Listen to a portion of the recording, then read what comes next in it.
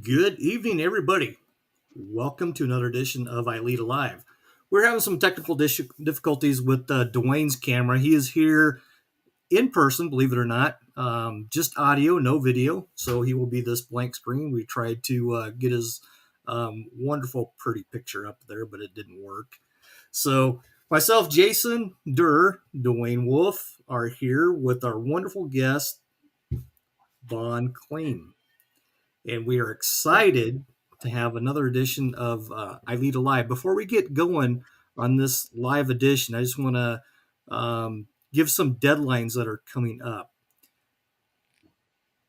Your ILEETA Journal, February 10th, for all the instructors teaching at the ILEETA conference. February 10th, submit your article, your class that you're teaching by February 10th, and we will get those published.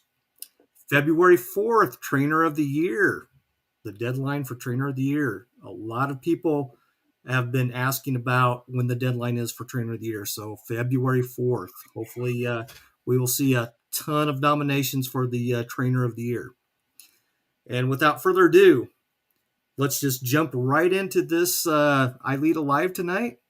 Vaughn, tell us about yourself for those that don't know who Vaughn is. No, well, thank you. First of all, guys, thanks for having me, Brian. Thank you for hosting this with your team. I'm Von Kliem, and I'm the CEO and the director of the consulting division at Force Science.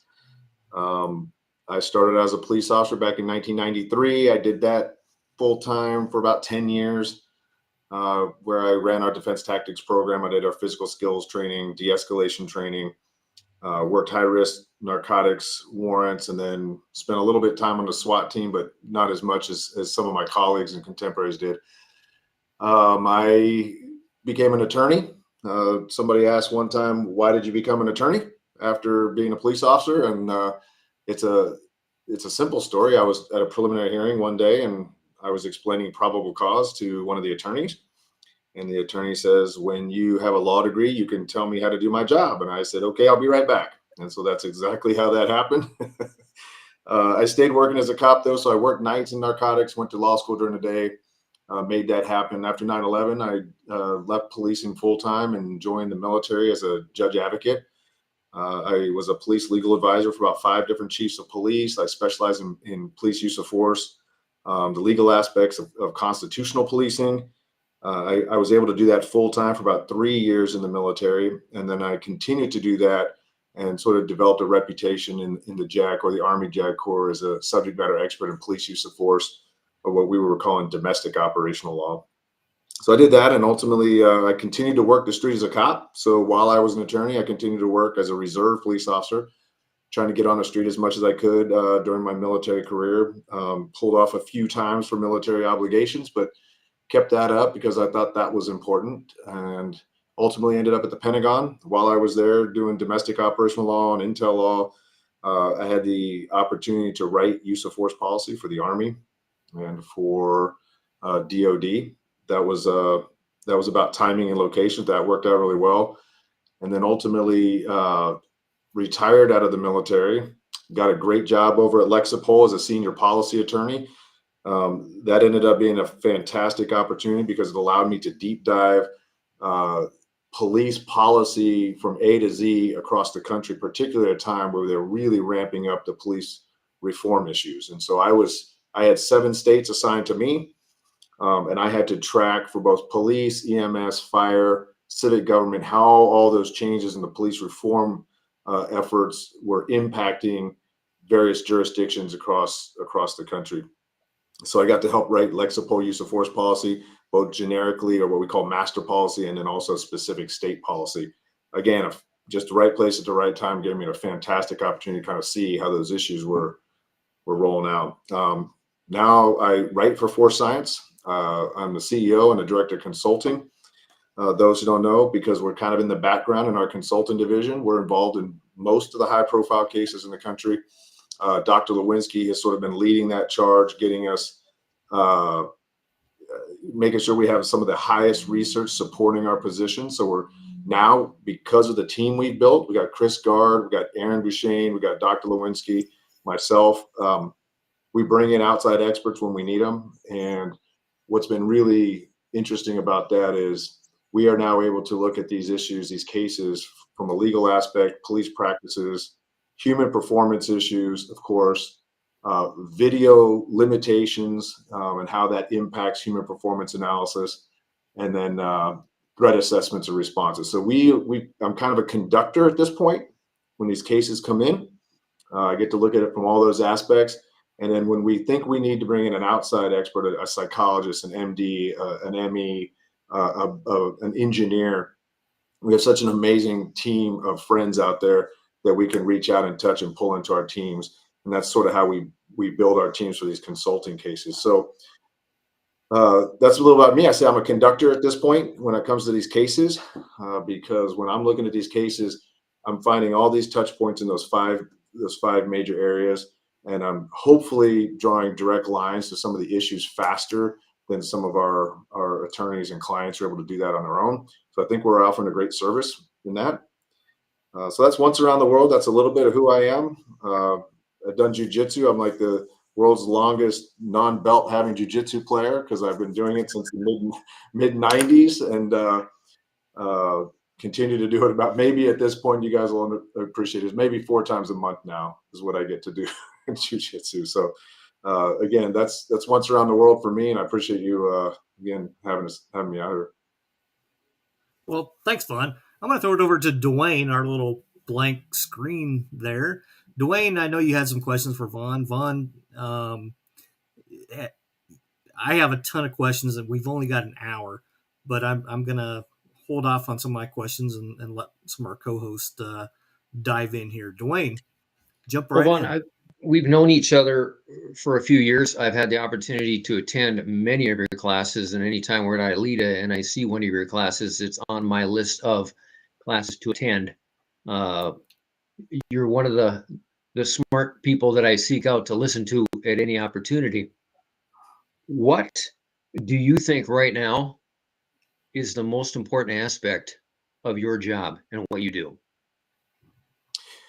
Well, if you look at it from force science lens, I say 2024, the big issue that we're facing, and I think where we have a unique offer as a company, and I hope I add to that effort that our company's focused on, is that's the intersection of video camera and the limitations of video and human performance.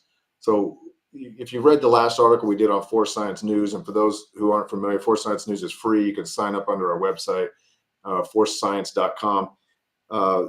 What we're seeing in our consulting world, both in internal affairs and external, and on our community evaluations, what we're seeing is people have videos. They just don't know what to do with them. They don't know how to read them. They don't know that videos in many ways we call videos are liars. Videos are not portraying the reality of the event as it occurred. And there's a lot of reasons for that. And so what we find our unique offer, and we're working with several companies right now to sort of get this out there, is we're looking at understanding the limitations and advantages of video, and then understanding the reality of human performance. And then we are having a conversation at the intersection of those two things. If we want to have transparency and we want to have honest accountability, you have to understand both of those components, both the video and the human that's being depicted. I would say what makes that most important for us right now is Dr. Lewinsky just recently did some fantastic research, and what he was able to show, he put eye trackers on police officers and a body camera, and then he sends them into a simulated critical incident. What he was able to show, I think for the first time, is something we sort of intuitively knew. We were certainly experiencing it, and that is the body camera is recording information that the officer may not even see. Now, it works both ways. What he was able to show is in this critical incident, over 75%, 76% of the information that the officer relied on, that the officer's eyes were aligned to, was not even captured on the body camera. Now, we know how that happens, right? If you're sitting in your car, your camera's looking at a steering wheel, but the officer has the benefit of looking out through the windshield. As the officer steps out of that car, it may be the door frame that's blocking the camera. As an officer, presents a firearm, it may be his arms that are blocking the camera. But as all that information is being blocked in the camera, the officer is still able to perceive additional information through their eyes. What the study was able to show, there are instances, for example, where an officer is presenting a firearm, and we would sort of look at that, and we maybe non-consciously assume that what we're seeing on the body cam is the information that was available to the officer, and we might even assume that if the officer is presenting their firearm, that we can assume that the officer's attention is in line with that firearm. You know, when presenting a firearm, maybe if you're either assuming front sight focus, or they're at least looking beyond and evaluating. What Dr. Lewinsky was able to show was there are certain circumstances where the body camera is angled forward, but the officer's head and eyes are actually facing to the right. Now, we do this with groups with crowds of people. We'll say, everyone hold your thumb up. That's your camera. Now look all the way to the left. Now tell me how many fingers I was holding up. And they all get the point. The body camera is capturing the information. The human eye is not. Why is that critical? Because we're going to continue to have a prolific use of video to hold officers accountable, and a prolific use of video for transparency. And yet the people who are relying on those videos have no idea how to read those videos. They have no idea the limitations of the videos. They don't have idea what inferences they're able to draw from those videos. And this is critical, because what now Dr. Lewinsky is able to show was that 76% of the information that the officer was actually using to make decisions is nowhere on that video. And that's specific to the research that they did. So I'll be careful. I don't want to think anybody says that 76% of the information on video is irrelevant. That's not what the study showed. It showed that 76% of the information the officer relied on in that specific critical incident was not captured on video. And that is a huge, huge insight that we're going to be trying to add to the industry. And I think that's probably what I think is the most important mission for me in 2024. I think it's a great counter to the politicians, to the leaders, to the investigators who say, I don't need to get a statement from the officer. I've got the video. That's all I need. Yeah, absolutely. Absolutely. And we've got a lot of different audiences. Some of the audiences they just want to be educated. Once they're right on board, right? I call that preaching to the choir. We have people in our industry who have a misunderstanding of how we can use video, what you can actually assume by the video. And then we have those who are activists. They have an agenda. If the video helps their case, they're going to overly rely on the video. And anything we say different will come across as an excuse, or that we're trying to, that there's not a cop we're not willing to defend. We want to get to whatever the audience is, the internal industry audience, the community members, the courts, the attorneys. We want to get to them before the next incident. And you guys have heard this, and we've all imagined this, that if you do the training prior to the incident, it's education, right? If you do it after the incident, it's an excuse. And so we are really pushing hard to get this information out in advance of the next big incident, so that people can think to themselves, oh, wait a minute, I see the video, but I just read that article at Force Science, or I just went to that seminar by Vaughn. I teach a seminar called Cops Are Not Cameras. And we really dive into these issues of why you cannot use a camera or a video as a proxy for an officer's experience. They just do not marry up that way. So sparked a couple of questions I have. After a critical incident, what is your thoughts on reviewing? You know where I'm going. I can see it in your face. Reviewing your video before you write your report to help you write your report. I know I've heard you before. You got the East Coast, the West Coast, Midwest. I've done my homework. But what's your thoughts on using the video for report writing? Yeah, I'm going to try to be the most nuanced. I'm going to give you the most nuanced answer. There's not a one size fits all. It really depends on what the investigation is being used for. If you want to, if we're talking about a critical incident, there's going to be an investigation. It's going to be a criminal investigation or an internal affairs or something that may be used later civilly. That's one purpose, right? And there isn't one answer. There's just cost, benefits, and trade-offs. And we can discuss what the potential benefits are. The potential benefits are that the officer is going to see something in the video and it's going to trigger memory. It's going to be, oh, I remember that, and it's going to trigger a flood of memories, right? We understand that. The risks of showing an officer a video in advance, there's a couple of risks. One's this concept of disinformation, which is they see something on the video and it's helpful, or it's impactful, and they adopt it, and they actually will forget their actual experience. Well, that's a problem. We don't want them forgetting their experience, because remember, the use of force is judged from the perspective of the officer, knowing what that officer knew prior to the moment they make their decision. We've now infected that memory by showing them something that may not have actually perceived or understood or saw at that time. So there's a trade-off. Why is that risky? That's risky because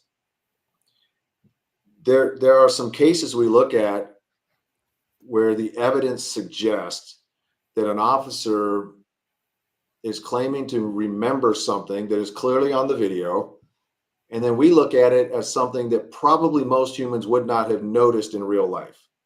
And it might be because their eyes are above their car, but the camera is below, 11 inches below. So the camera is seeing into a car with some wider lenses that the human eye above a car hood would not have seen, right? And so, but they're adopting it, and then somebody will come in and challenge that, and then they have something they have to explain, is how on earth did you see that?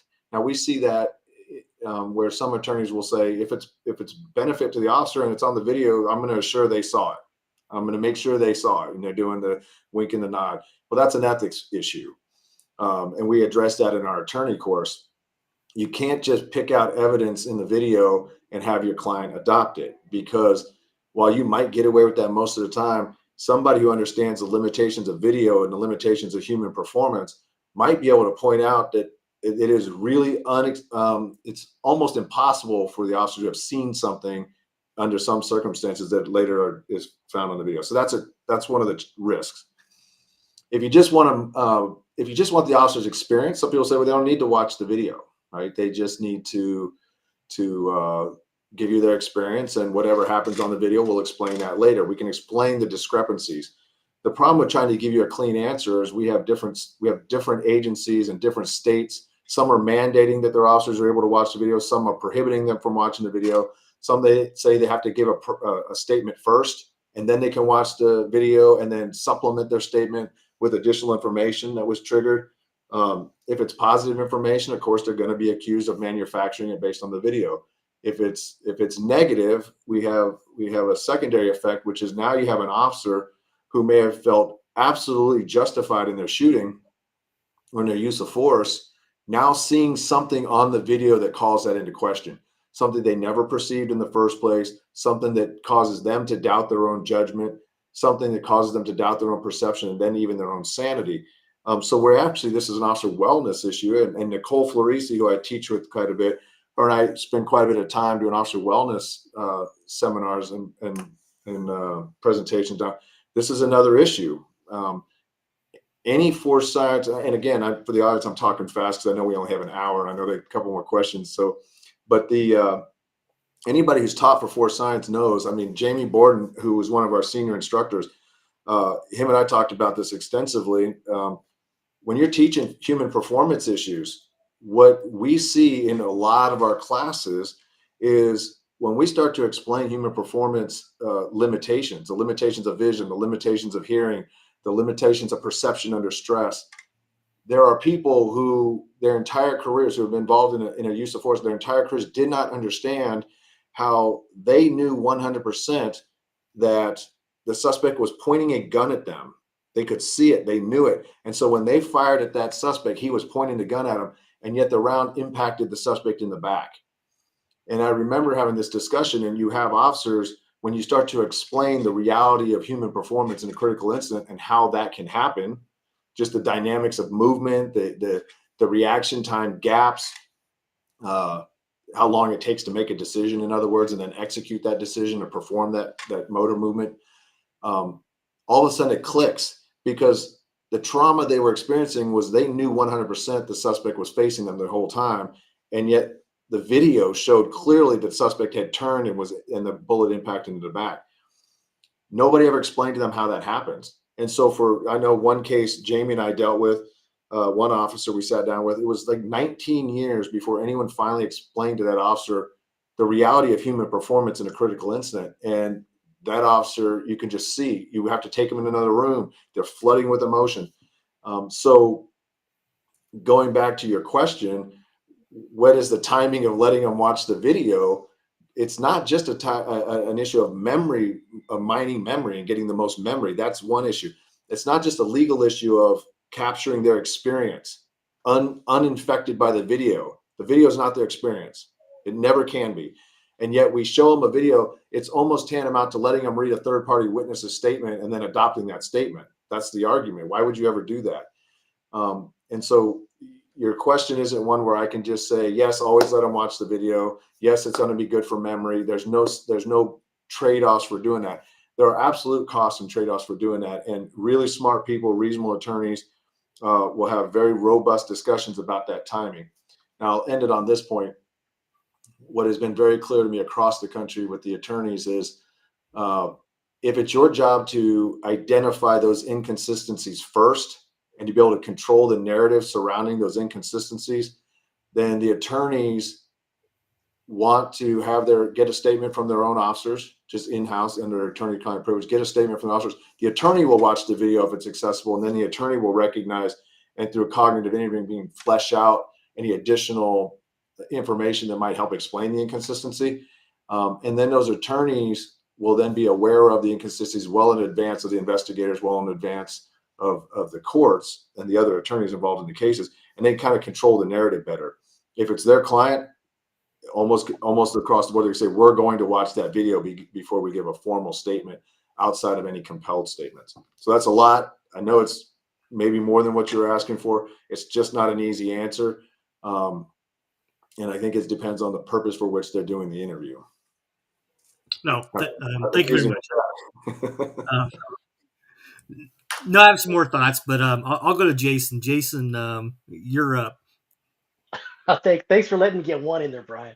And before we started, for our listeners, we were having a short conversation, and I'd said the same thing to Vaughn before we started. I could pick his brain for hours, and we only have one. And even with just me and the black square and Brian here, I'll try to limit my questions and give everybody a chance to get them in. Uh, for our listeners and our viewers that aren't aware, and hopefully there aren't that many, but if you're not a member of ILEETA, you might not know this, but the deputy director of ILEETA, Brian Willis, who runs the Excellence Training Academy. It's a podcast, and I've interviewed for it once, twice, and I know Vaughn did as well. It was about 6 months, a year ago now, maybe. And of course, I wanted to list in on that because the work they do in Force Science is absolutely amazing. And one of the things that came up there were quite a few, and I'd made some notes at the time, and I was looking back at them. One of the things that you talked about, Vaughn, was understanding trauma-informed interviewing and making sure that's the people that are following up on these investigations with these officers that have been through these critical incidents are aware of trauma-informed interviewing. Now, that's something that in the last year, for sure, I know that's been something that's been placed upon us in frontline work because, when we're dealing with witnesses, we want to be able to do trauma-informed interviewing. But one of the things that struck me, and it didn't come up in that podcast, so I'll ask you now, is there, from our training sort of perspective, the same sort of idea or concept that we need to look at trauma-informed interviewing before we do our debriefs after, say, our scenario training, or even after in a classroom, somebody's been having a bad day? Is it worth me giving them any feedback, or how do I approach that and take those concepts of trauma-informed interviewing into the classroom? Yeah. So I'm going to be careful. So I was a crisis counselor, so I have an idea of how I can answer this, how Vaughn Kliem, population of one might answer that. Working with Nicole and having extensive conversations with Dr. Lewinsky, who's done a lot of that type of work as well in those considerations. Here's what, let me define what I think of trauma-informed interviewing. First of all,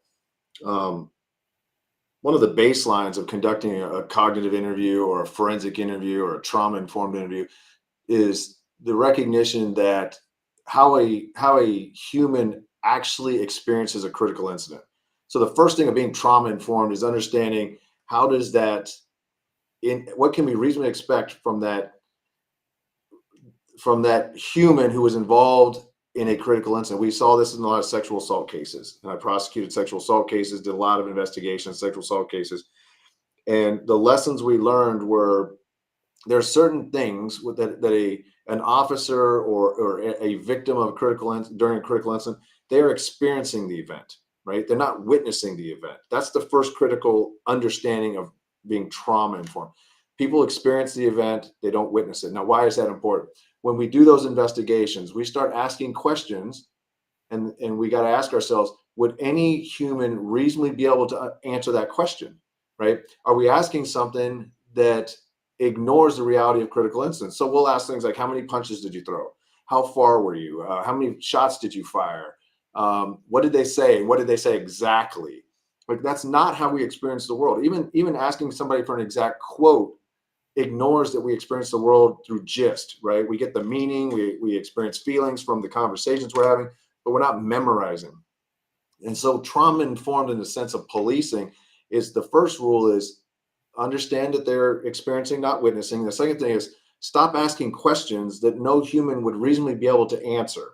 Or if you're gonna ask it, you have to ask it in an open-ended, non-leading way, right? So the reason for that is you don't want officers to start to expect that they should know the answer to the question. Because as soon as they start to expect they should know the answer, one, they start to feel bad for not knowing it, or two, you're provoking confabulation. You're actually provoking them or causing them to start filling in gaps, things that they might not have actually remembered. And by the way, confabulation is not lying. It's basically referred to as honest lying, but essentially what it is after you've had an experience, you have to replay it in a way that makes sense. So you look for chronology.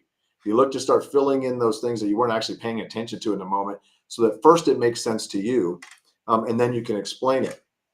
Trauma-informed interviewing sort of recognizes that's a thing that can happen if you're not asking questions correctly, and then you start to mitigate those risks by the form of the question, right? Open-ended, non-leading, and the substance of the question. Don't ask questions that a human wouldn't reasonably be expected to answer.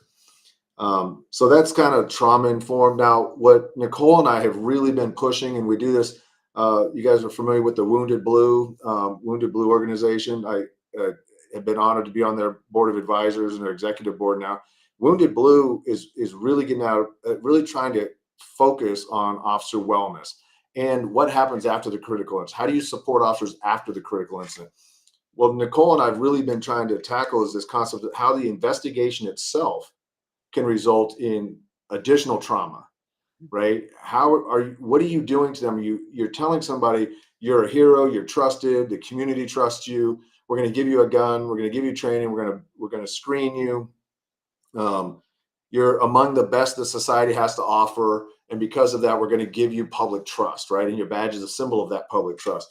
And then as soon as you do exactly what you were trained to do, we're going to take your gun, we're going to take your uniform, we're going to photograph you, we're going to take your prints or photograph your hands, we're going to bag all of your equipment up with evidence bags, we're going to put you in civilian clothes, we're going to have you escorted around the department, and all of that happens before you ever even sit down with the person, right? In an interview room, which is the same interview room we interview suspects in. Now, many agencies out there are doing this right. They've been thinking about this for years. They've adjusted their practices in a way that's culturally competent and trauma informed, and just recognizes the dangers and risk of additional victimization and traumatizing officers. And so there's a lot of agencies that are doing this well. We just want to make sure we continue to educate the executive leaders of these agencies so that they can start to consider and look at how they're doing it. It doesn't undermine the investigation is the part. Open-ended, non-leading forensic interviews actually result in a much more robust body of information by which you can conduct your investigation.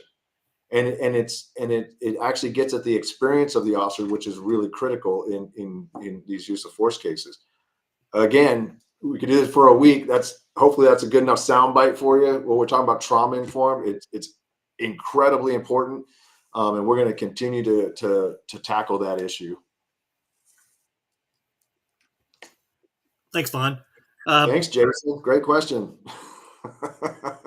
I'll throw it back over to Dwayne here in a second. Just want to make sure that all the folks that are out there listening, you can post a question if you have a question for Vaughn. We've got 30 minutes left in this wonderful, inspirational valuable, insightful evening tonight with Vaughn. So if you got a question for Vaughn, throw that in here. Dwayne, you're up. I think this is a good thing maybe tonight that my picture isn't showing, but because my head is bouncing up and down like a bobblehead, agreeing with everything he says. I don't want to give anybody motion sickness by having to look at me as I hear Vaughn speak. One of the things that I've done since I've been teaching at ILEETA is I always ask if people are familiar with force science. When I first started, not a whole lot of hands went up in class. Now almost every, if not every, hand goes up. A couple of years ago, I asked the question after that is how many of you subscribe to it? And the number of hands became fewer. And then I asked how many of you are applying the research to your training and your teaching? And there were far fewer hands going up. Vaughn, I know you talked about the methods of instruction class. I don't remember if it was during this or before this, since I was farting around my computer trying to get things going, and how well that class is going, and I think how important that class is going. What else do you think that we need to do to get this information out to trainers, in particular as leaders, when dealing with officers regarding the human factors?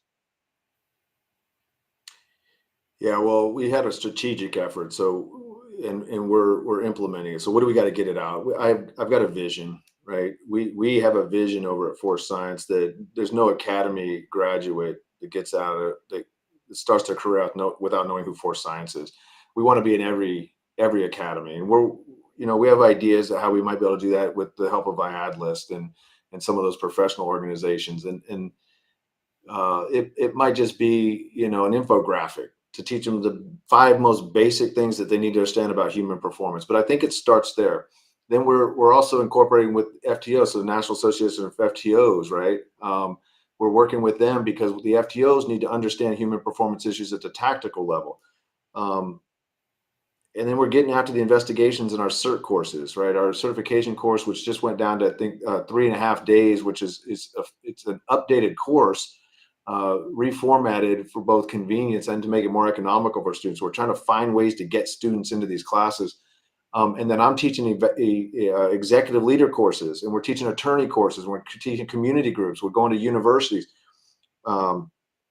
We have strategically tried to posture ourselves by what I could say having a seat at the table. We're trying to look and find what are the big influential organizations, and how do we become a part of it to support their mission and simultaneously get them familiar with what we're doing. Now, that also includes outreach to media organizations. And one of the things people don't realize, you talk about human performance, there's no aspect of what we do in policing that Force Science isn't going to apply to. Now, what do I mean by that?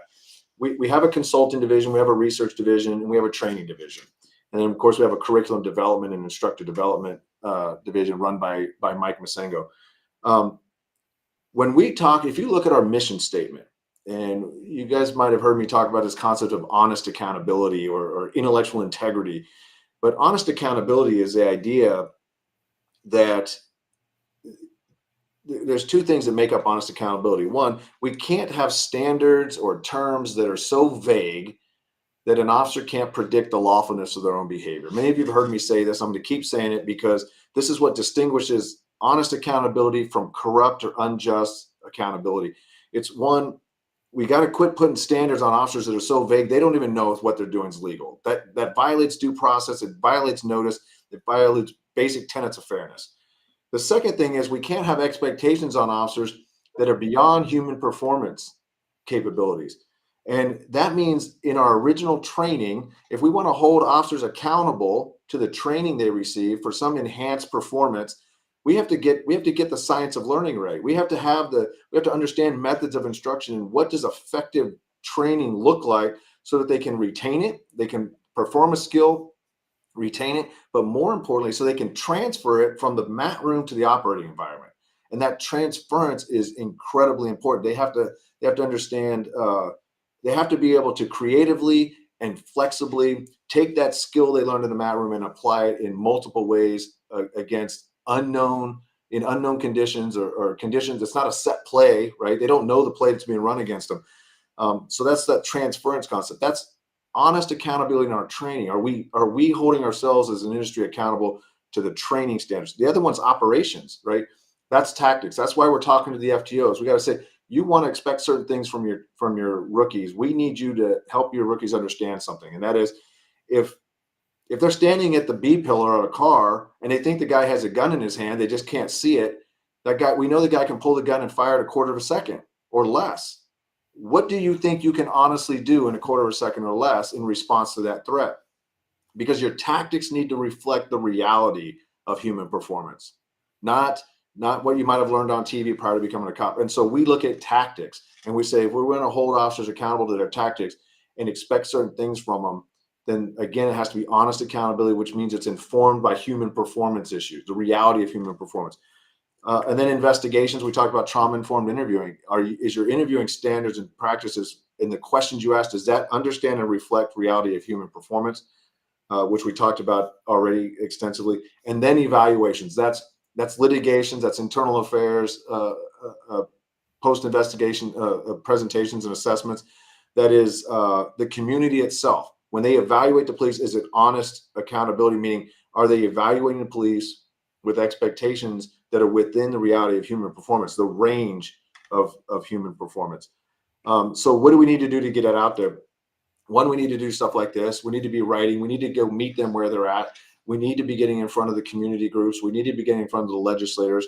We need to be at the front end of these critical incidents in these cases. So we've been, again, I say we've been involved in a lot of these high profile cases. Some of it we can't talk about because of attorney-client privilege, so we can never really market or advertise, not for science, but the application and inclusion of human performance in those case analysis. So we're trying to do it on the front end. What can we do? We can continue to write. We can continue to be part of ILEETA. We have 3 instructors coming out to ILEETA. We got to continue to build ambassadors, the ambassadors for force science. And again, it's not about force science. It's about an understanding of human performance application in those 4 domains. We just happen to be, because of the work Dr. Lewinsky did, we just happen to be postured to take Dr. Lewinsky's work that he's been doing for the last 30 years and then incorporate the latest science, the most recent science. And Dr. Lewinsky's constantly pushing for lifetime learners so that we can continue to update and get this stuff out when we can. That's what we're doing. That's the effort we're trying to make. So I will tell you, building ambassadors has to be part of our mission set. And I'll end on this for that question is some of the biggest ambassadors we're trying to build right now are at the university and community group levels.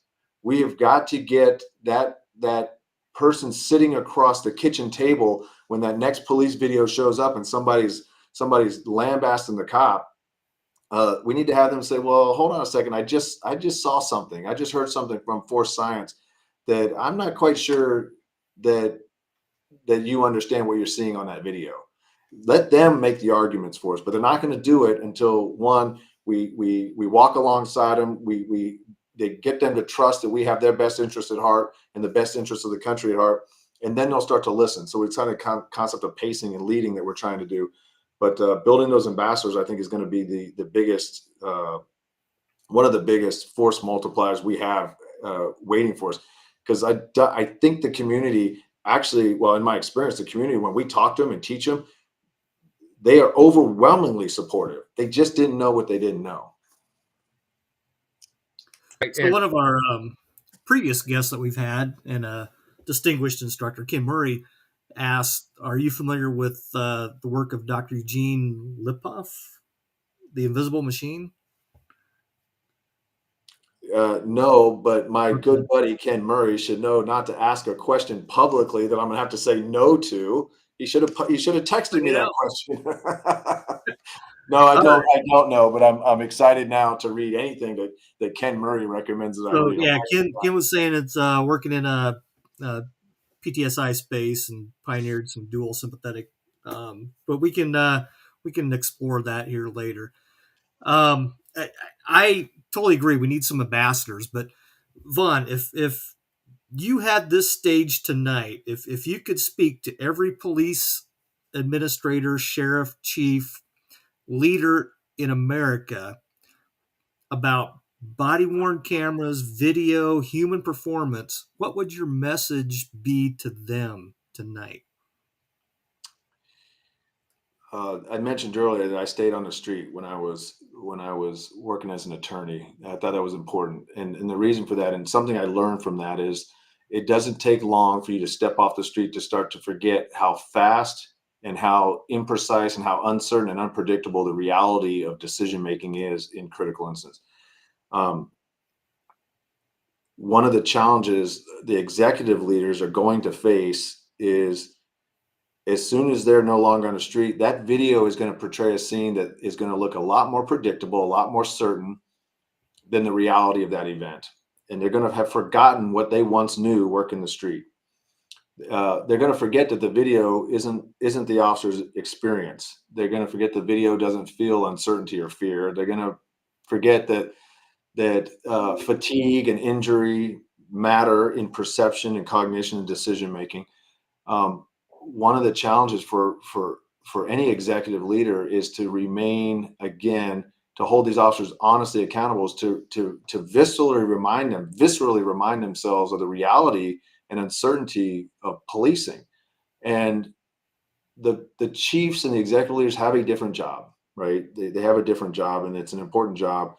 But what I consistently see is the priorities of executive leaders is not the same priority as an officer who's just trying to go home, right? And so there has to be, I think there has to be a mechanism by which those executive leaders remind themselves of the reality of human performance in critical incidents. They've got to be out there. I don't think there's a substitute. There's a lot of good ones, and I say this, I include myself in this, not having worked the street in a few years now. It is a challenge to see something on a video that seems really clear, and to kind of have to step back and say that is not what that officer was experiencing. We talked about this. I got a chance to interview Dr. Mark Green today. Fantastic interview. He's a perception, cognition, decision-making expert. And one of the things he wanted to highlight, and something I highlight in my police reports, is that the part of your brain, the decision-making process you're engaged in during a critical incident, is very, very different than the decision-making and evaluative and rational process you're engaged in watching a video in the air-conditioned office on a monitor. And yet, sometimes we are seeing that it's the chief of police or the executive leader who is the first one to simply watch a video and condemn the action of the officer. So, however, these executive leaders, we have a class just for executive leaders. They're the first ones that when we start to remind them of human performance issues, it starts flooding back. They're cops, and don't get me wrong, these chiefs, these executive leaders, they are police. They're just police in a different job. And what I would say to them is, do what you can to remind yourself of what it was like to be the one having to make those decisions in critical instances.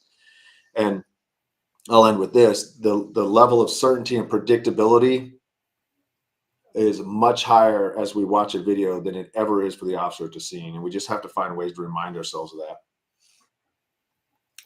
Thanks, Vaughn.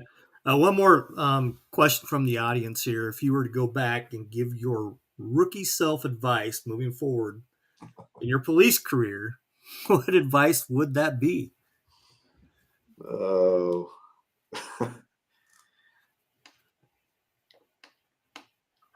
I had great trainers. There was something I forgot, and let me tell you this: something I knew as a rookie that I had forgotten midway through my career. And it's kind of in line with what I was just talking about. In order to be competent or confident on the street, you have to be competent. Right? You don't want false bravado. You don't want false confidence. You want confidence that is born of competence, and competence comes from hard work. When I first came on as a cop, I, for some reason, knew that. I was reading books, What Cops Know, that whole book series. Some of you might remember that back in the 90s. It was a paperback series, and it was just stories that cops did. And I visualized myself as all those cops. So I had been to more cop calls before I was ever a cop because of my visualization training. I did, I trained hard. I did martial arts for 7 days a week for a long time. I did visualization. I was shooting guns. I was doing what I needed to do to prep to be what I thought a cop needed to be, to have the competence that the confidence could be born of. And so my goal as a cop was never to be the weak link. And so I just trained hard, and I got out on the street as often as I could to get experiences. And as Dr. Lewinsky talks about, to build that Rolodex of experiences so that I could have flexibility out on the street. I'd visualized so many car chases before I was in a car chase that the dispatcher called me and said, "You sounded just like a veteran on my very first car chase." That was huge to me. All right. Having set that up, I felt like I had good coaches and I did a great job prepping as a cop. Midway in my career, I was going to a active shooter call and found myself walking down a sidewalk with my hands shaking. And I did not necessarily want to be at that call. And I was internally focused. I didn't want to be here. And I realized for the first time, 15 years into my career, I was internally focused, thinking about myself instead of thinking externally about the event. And I thought, okay, how did I get there? Because you can start doing negative self-talk and get in that loop and think I'm not good enough. These guys are braver than me. I shouldn't be here. And what I realized was, no, what I had done is I had stopped putting in the work necessary to be competent, because I was working as an attorney. I was going to school full time. I was working on advanced degrees. I was coaching kids baseball. I was doing everything but prepping to be a cop. I wasn't doing martial arts training. I wasn't going to the range. I had stripped myself of everything necessary to retain the competence to be a great cop. Now, luckily, nobody saw it, but I felt it. And it never impacted my job, but I felt it. And I had to reverse that. So what I would go back and I would say, do not take for granted the hard work you're putting in as a cop. It is a very serious job that requires a lot of preparation. Take it seriously. And when I started to fall off, I realized if you're going to stay in this game, you're going to have to continue to train in all those aspects, in your medical, in your firearms, in your defense tactics, in your de-escalation communication, and you've got to have the experience. You got to stay on the street. If you're not going to do those things, get off the street, because your partners are going to suffer for it. You're going to suffer for it. The community is going to suffer for it. So I'll end on this. I reversed course. I knew exactly how to fix what was happening that night. And it was too many monsters. It was not enough sleep. It was overextending myself. It wasn't putting the work in. I just reversed all that. I started forcing myself to sleep, dropping the monsters, cutting my getting that work-life balance back in. And I started getting to the range. I started doing MMA again. I started working the street more frequently, not less.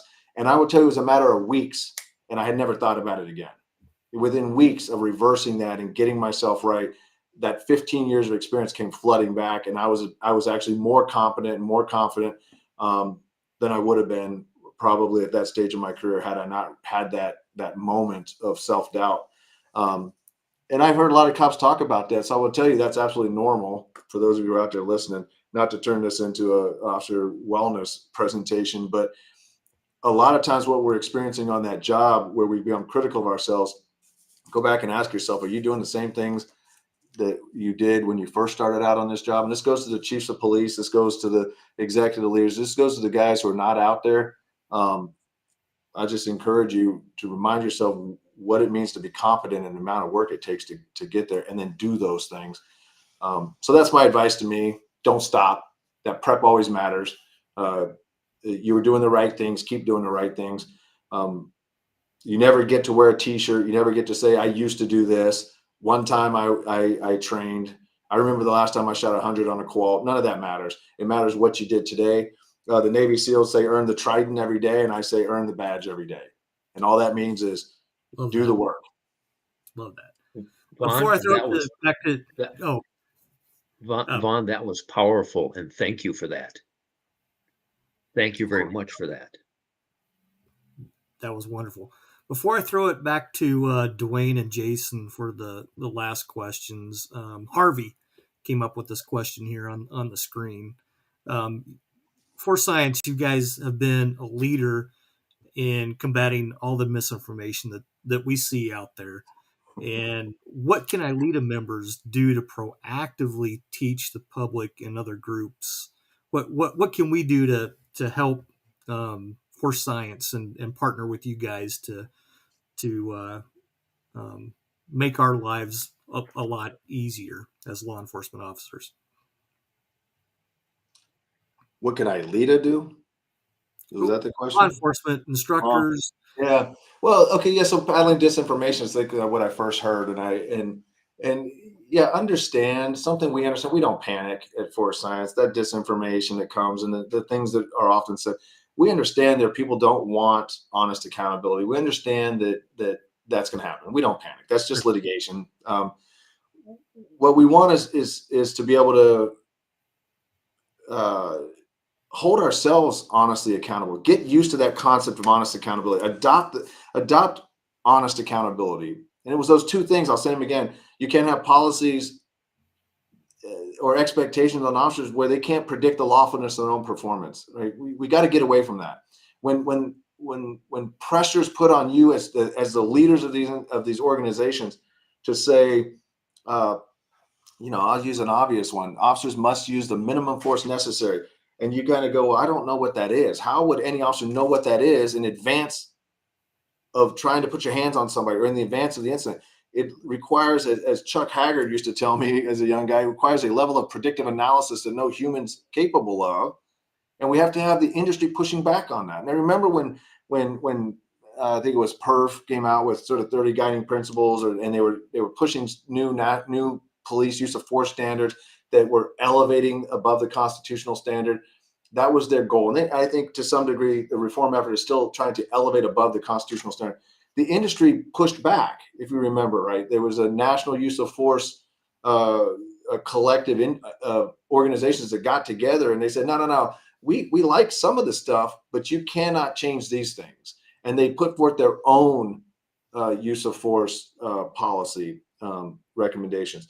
That has to happen again. Right now, with this massive onslaught of the anti-police issues and this police reform, which some comes from a really great place, some of it comes from an absolutely, just as nice as I can say it, some of the reform efforts are creating expectations that are beyond human performance capabilities. Some of it's with the terminology, some of it's just with the expectations on officers in critical incidents. But having said that, the industry itself, we preach to the choir because the industry itself has got to lock arms and has got to find the courage to push back. When political agendas start to drive police practices, it is only the cops and the communities that are going to suffer. The politicians are not going to feel the consequences of failed policy. The industry is. And so the industry has got to recognize that and push back. That's one thing the industry can do. Force Science will be there to help out. We don't just rely on our own research. I want to make that very clear. You can trust when Force Science is involved. We are pulling research from across multiple disciplines. Our partnering instructors have thousands of peer-reviewed research to their name.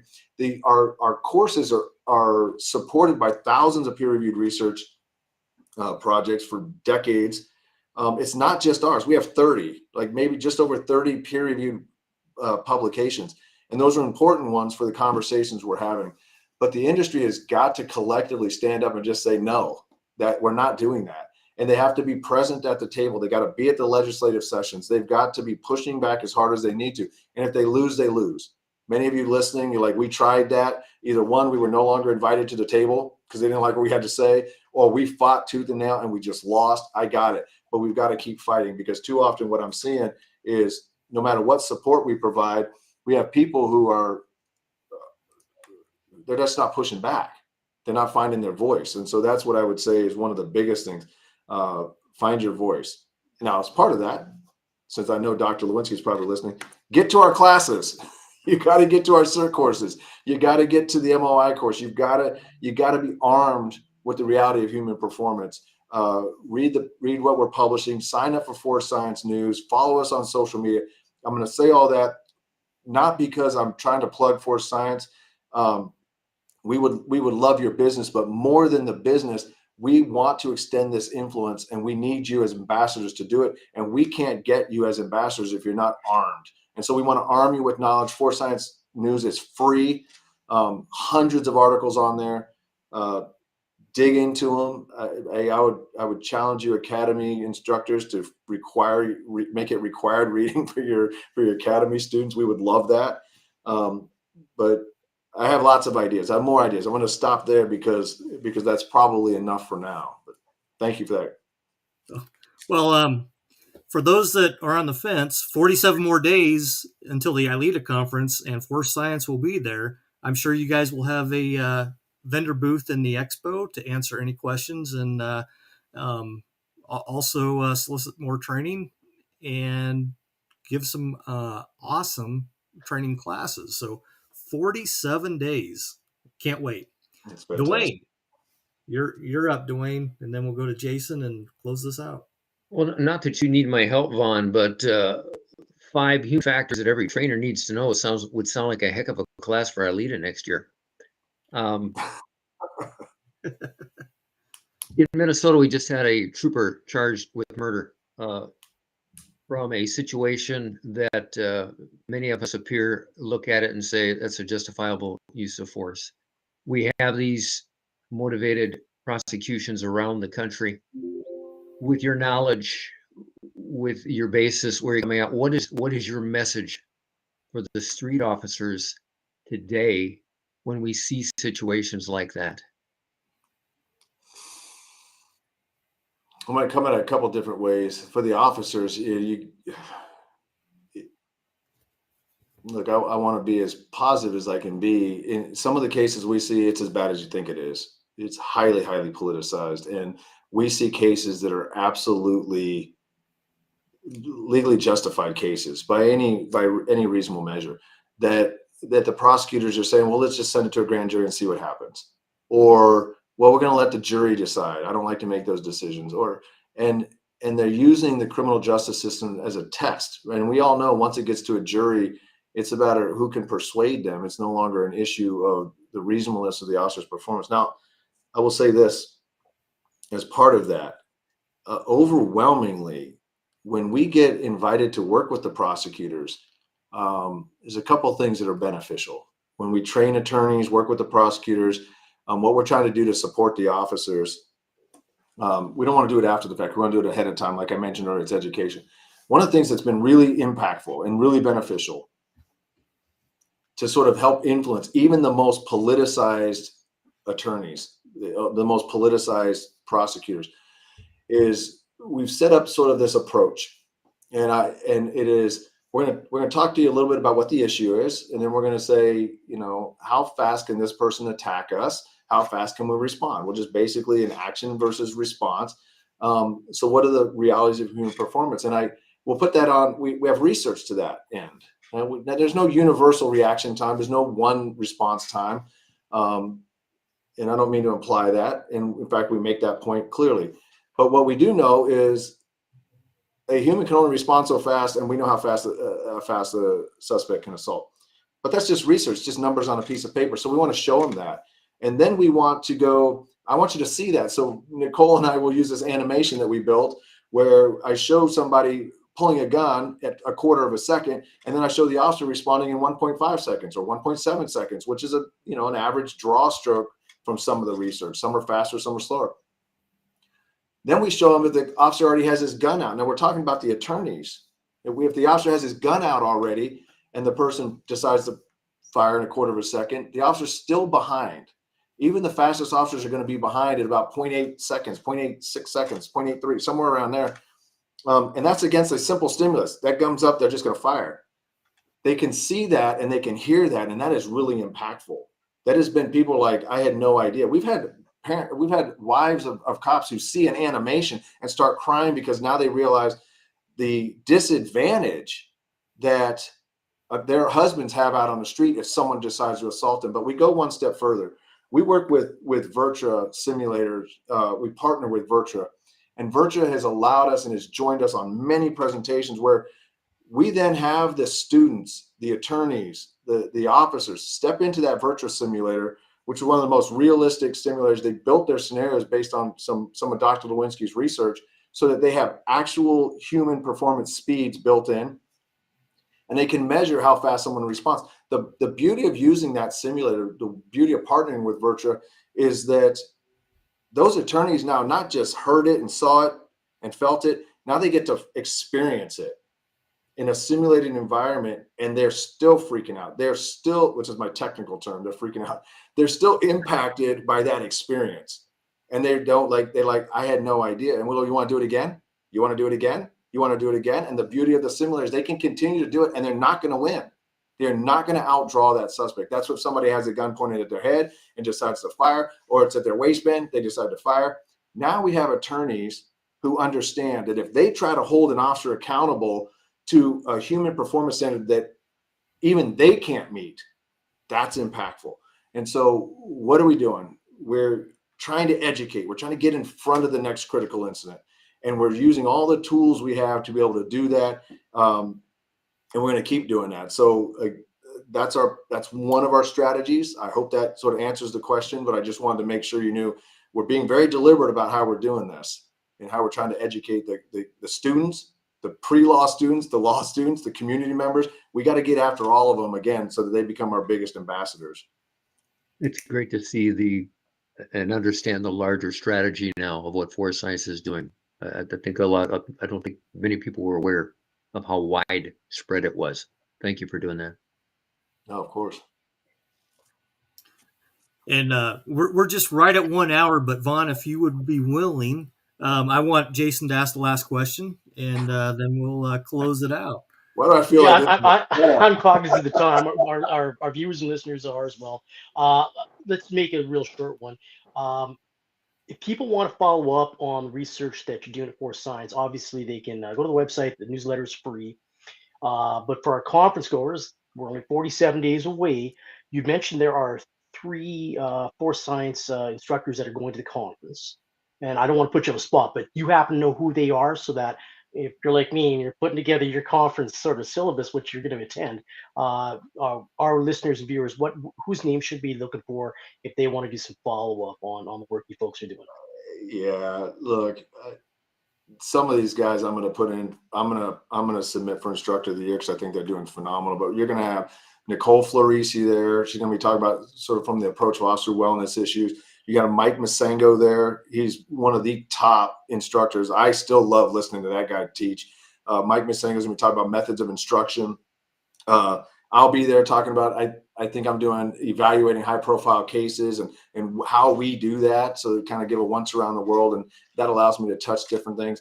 But it's not just Force Science. We have partnering instructors, and I know Jeff Johnsgaard's going to be there. He's a phenomenal instructor. He's out there. And he's teaching MOI courses for us. And I think he's trying to get into the FEC courses, our Force Encounters courses. We have some really, really impressive partnering instructors on top of our full-time staff. Chris Butler, he's not going to be at ILEETA this year. I think he's conflicted out. But guys like that, we have some of the top instructors in the world in their industries that have decided to join us and have honored us as partnering instructors. So yeah, you're going to see Nicole, you're going to see Mike, you're going to see me, and then you're going to see one of our partnering instructors, Jeff Johnsgaard, is going to be there. Any one of those would be fantastic to sign up for. So do that. We're not going to have a booth there this year, so I apologize if you're looking for us. You got to find us. We're going to be wearing name tags. We'll have a Force Science pin. Those of us who are advanced Force Science specialists. Those who don't know, advanced Force Science specialists, you see that pin with a little black dot in the middle? That's a 17-week course that really deep dives human performance issues specific to force encounters and de-escalation and even some anatomy thrown in there. But we have some of the top experts in their industry come in and teach part of and lead discussions in our advanced Force Science specialist course. If for those of you who really love to geek out on this stuff, that's a technical term that Mike Masengo and I came up with, I think. But the guys like Jeff Johnsgaard really appreciate as well, and Ken Murray, who throws me that horrible question earlier. These are lifetime learners, and we are just absolutely blessed to have these guys working with us. So that's my list. I won't rank order them for you. I know who I'd go watch if I showed up, but I won't do that to those guys. They're all phenomenal, and ladies, Nicole. So no booth though. You said no booth this year. No so that booth. means no swag. Where am I getting my Force Science swag this year? Here's what we'll do. We'll bring the swag to our classes. If you want Force Science swag, show up to our class. I will make sure every instructor has Force Science swag available to throw to you when you answer a question right. How's that? Right on. You all heard it here. swag at Force Science classes. I'm looking forward to it. I've been I'm a Force Science nerd. I've been subscribing to your newsletter for good grief. I think ever since I found you guys decades ago, when Dr. Lewinsky first started pounding out that wonderful human performance information, valuable information. If you're not subscribing to Force Science, go to their website, subscribe to their newsletter. It's a wealth of information that we all need to know, and we all need to share that with our agencies. Print it out, put it in your roll call rooms so anybody else in your agency can read that stuff and absorb that stuff and put that stuff to their brain housing group up there. Powerful, informative stuff. I might add to that. I know we're quick on time. I'll say this quickly that one of the things I noticed reading the Force Science news, I read them all as part of my indoctrination, self-imposed indoctrination to Force Science. It shows the history of law enforcement for the last couple decades. It shows what we were thinking about then and what we thought about those issues, what were important. And then you can sort of see the evolution. And if you read all of them, and we're about to categorize them, and we're going to publish a book of the top articles in various categories. I'm really looking forward to that. But I would tell you, you will see the evolution of law enforcement, what we thought 20 years ago, and if we still held on to that today, and where it's changed. So fantastic history as well. It's not just education. It's really interesting when you look at it through that lens. Absolutely. Just one more question, and then we're going to close this out. One or two books that you recommend for our ILEETA members to read and absorb? 3 or 4. As I'm buying time there, hey, I got one more. Lon Bartel from Virtue. He's also going to be teaching at ILEETA. Don't forget that. I don't know how that slipped my brain. Lon is phenomenal. Now I'm really troubled at who I would prioritize. Lon Bartel partners with us over at Virtue. He's going to be teaching. Him and I just taught at SHOT Show together. That was fantastic opportunity. So let me include him there because I'm starting to feel bad. I left him off, and I'm going to hear about it because he does do jujitsu every day, and I'm doing it 4 times a month. So I need him on my good side. All right, so I'm looking at my books. You're saying what are the top books I would recommend? Yeah, just one or two, or what books would you recommend for our members to read? Well, man, I hate even doing that because I've got like 30 of them back here I recommend. I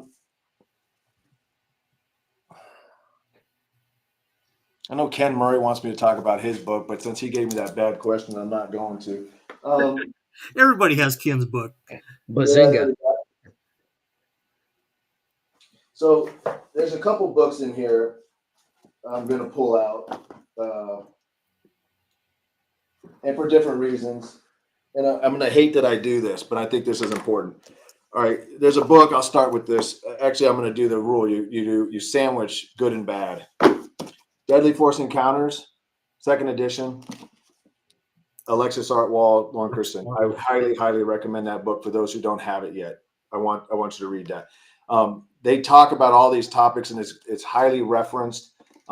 Read that with an eye, but read it with your own judgment and discernment, and adopt what you need out of this book. Deadly Force Encounters, fantastic book. Then I'm going to say the second one. Some of you are going to be really surprised. This is Evaluating Police Use of Force by Seth Stoughton and Jeff Alpert and Jeff Noble.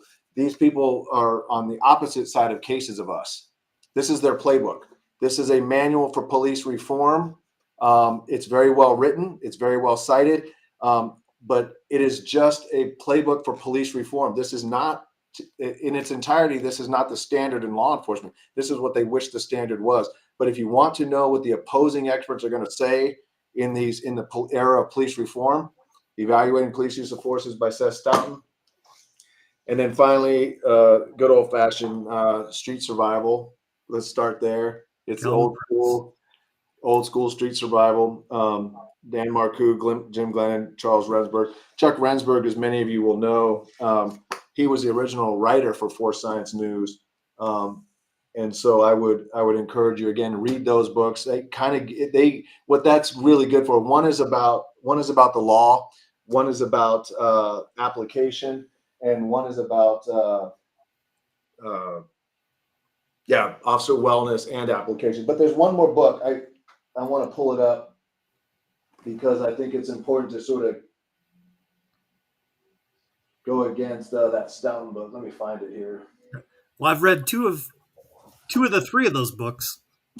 Here's what I think is a starting point if you want to actually know what the law actually is and how to apply it. It's In Defense of Self and Others. It's Yuri Patrick and John C. Hall, also highly referenced. So what I do is ultimately, if I hold up these two books, Seth Stoughton's book is about what they want the law to be. This book is about what the law is, and so those are the sort of the companions that I would recommend. I think I did pretty good. I think I did pretty good on the spot. Come up with books for you. Very good, very good. Well, Vaughn, you can also order our new book. You can buy our research manual, our peer-reviewed research. I think that we pulled 22 of them out, 24 maybe, of our peer-reviewed research projects. We published it. That's actually for sale now. So you don't have to download it. You can actually have it compiled. It's covered. For those who are interested, you can order that. I'll have to add that to our list. That's a reference guide that makes life a lot more convenient for those of you who are really like to geek out on that stuff. Sounds good. Well, Vaughn, we had a wonderful, insightful conversation tonight. I could probably go on for I know Dwayne and Jason, we could all go on asking you questions and picking your brain for probably 2-3 more hours, but we want to be mindful of your time and everybody else's time. And we're looking forward to seeing you in 47 days at the ILEETA conference. So, well, thank you guys. Thanks again for having me. This has been a lot of fun. I appreciate it and hope your audience enjoyed it as well. So on behalf of Jason and Dwayne and myself, thank you. And just hang on and we will see you all here next month.